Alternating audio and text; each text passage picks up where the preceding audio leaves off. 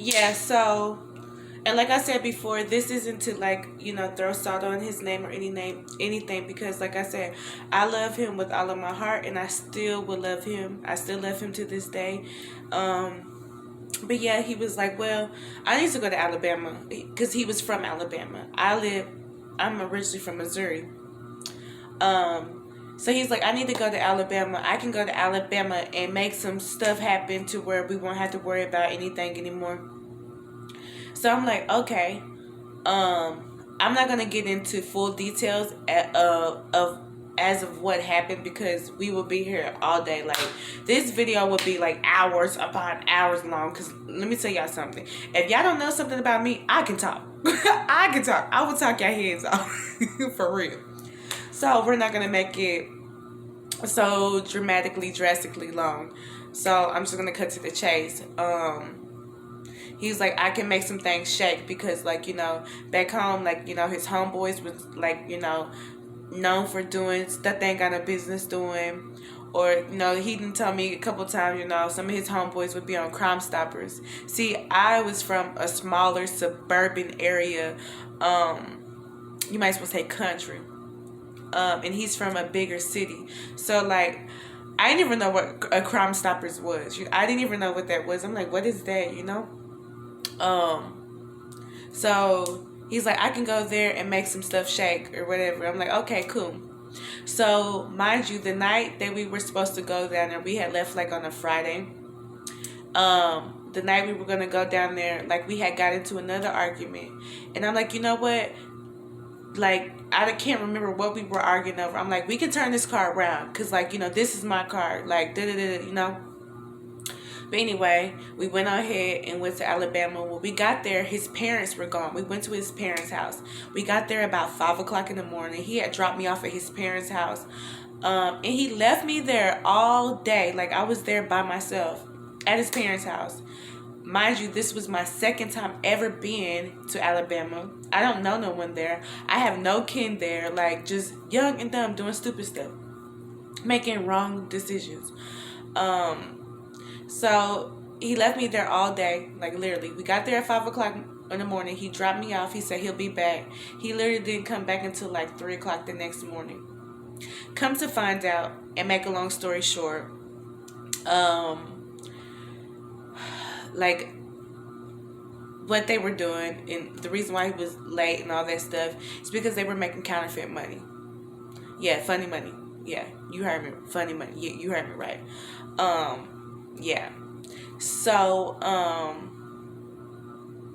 whenever he came back, he had all this money or whatever. He asked if his friends could come back to Missouri. I'm like, yeah, they're cool. If they're your homeboys, they're cool with you. They're cool with me. Whatever, But I didn't question what was going on or whatever. We got back to Missouri, and just make a long story short, we got back to Missouri just in time enough for me to go to work. I go to work. When I get off of work, I get home. It's like buku's loads of food in the refrigerator, like KFC, Taco Bell, McDonald's, China Buffet, Subway, Mexican food, KFC, Wendy's. You get the gist. Like, every single food place that we had in my little small community was in my refrigerator. And I'm like, what's going on? So basically what they were doing while I was at work, they would go to a fast food restaurant chain or whatever, and they'll buy something for cheap and exchange the real money for the fake. So they'll get something for like $1 or something, or $2 cheap, and then they'll get the extra, the money back in cash, like the real money. So that's what they were doing, swapping it. So I ate or whatever, and I keep asking him where he get all this money. Then the next day he was like, so I was off. So he was like, you want to go shopping? Let's go to the mall. We went to the mall. We went shopping. He gave me a whole bunch of money. I'm up in there shopping, da this, da that, buying outfits or whatever. They were still doing the same thing there. So once I found out about what was going on, after the fact, I've already been up in this mall spending this money.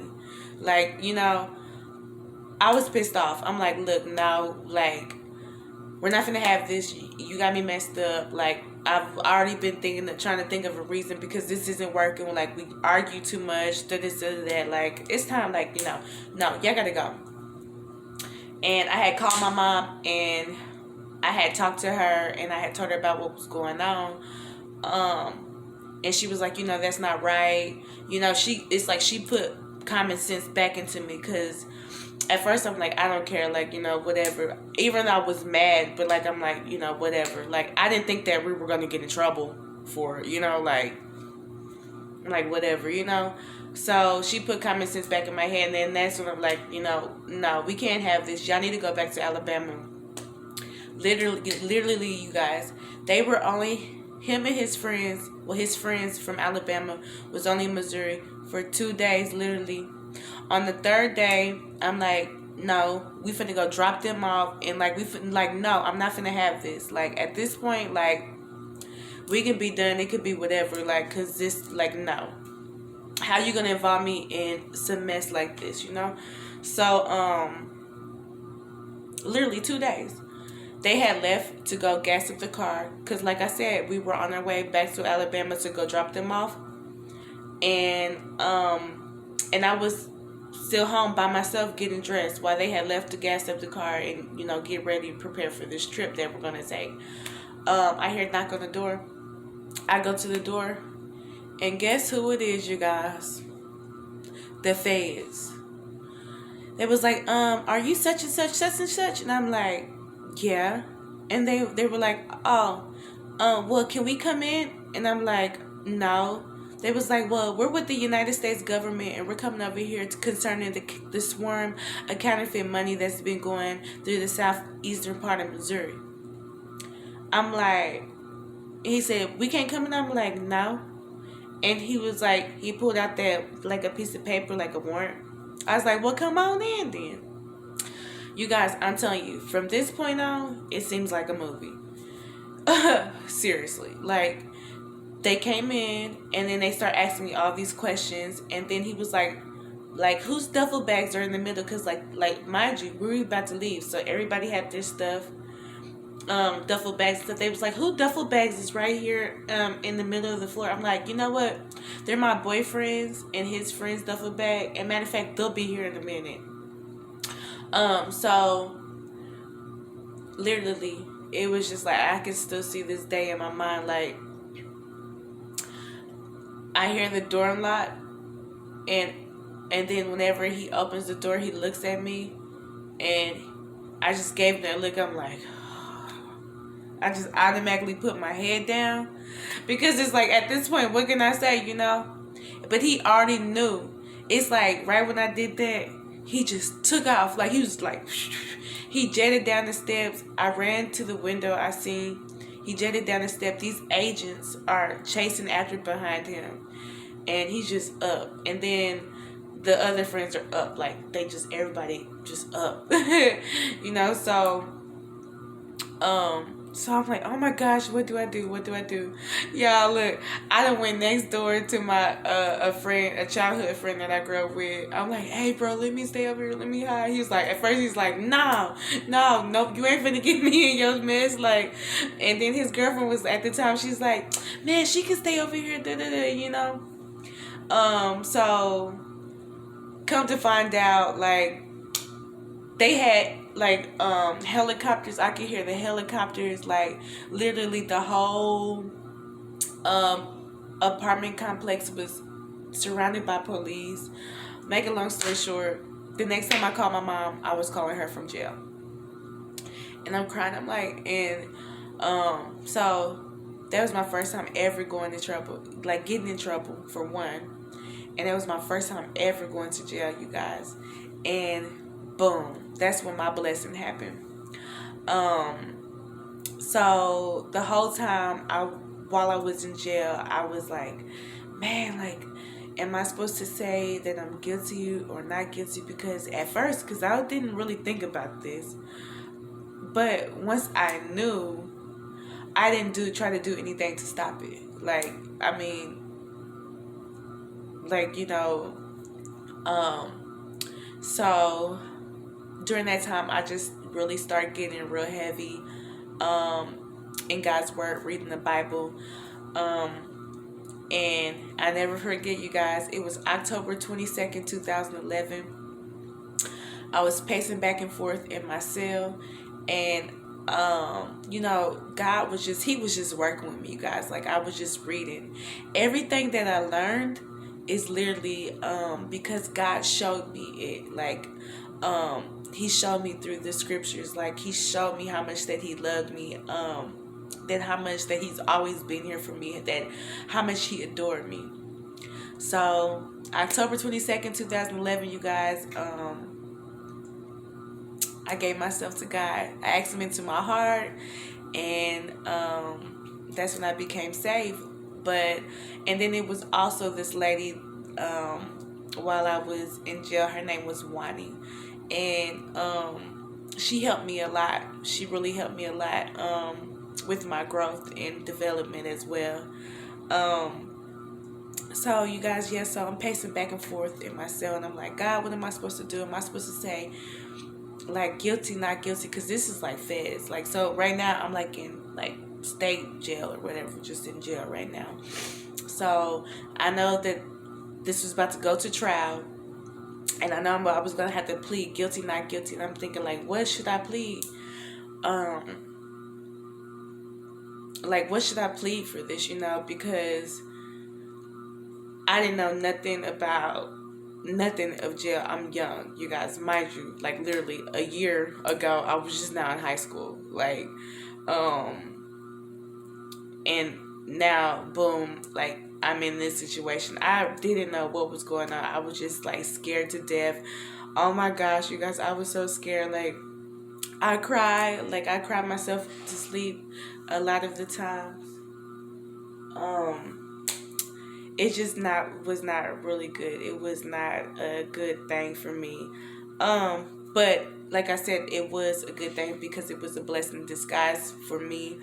And that night, like I said, I was pacing back and forth in my cell, and I'm like, God, what am I supposed to do? Am I supposed to say I'm guilty, not guilty? Because for the situation that I'm in. So I prayed, and I was up basically most of the night. So finally, I went to bed, and maybe a couple days later, they had these church ladies that would come on Wednesdays, and they would, do their sermon, and then we do like a Bible lesson, and then after that, they ask if anybody wants to get saved, all that good stuff. So for this one time in particular, you guys, let me tell you how God works. Mind you, y'all know what I asked him before. This lady, after she got done, and normally it would be the same church ladies that would come and speak to us, but this lady was different, and it's like God designated that lady just there for me. I know he did, because that was the first time she came, and the last time she came, the whole time I was locked up. Yeah. So if you guys want to finish hearing this story, go ahead, tune into part 3, because it's going to be a part 3, because this story is pretty long. But I just hope that my testimony helps someone out there, and it helps you guys grow.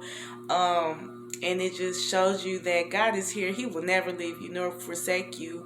A lot of times we run.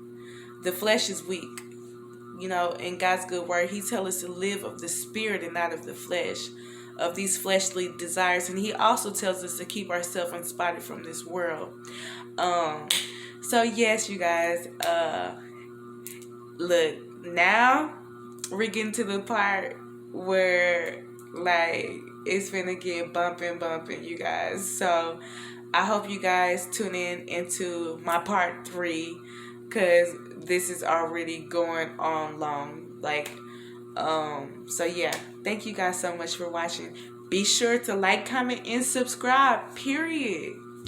What are you doing? If you're not part of the Bougie Beauty Gang, subscribe, period. Okay. I'm gonna stop, y'all.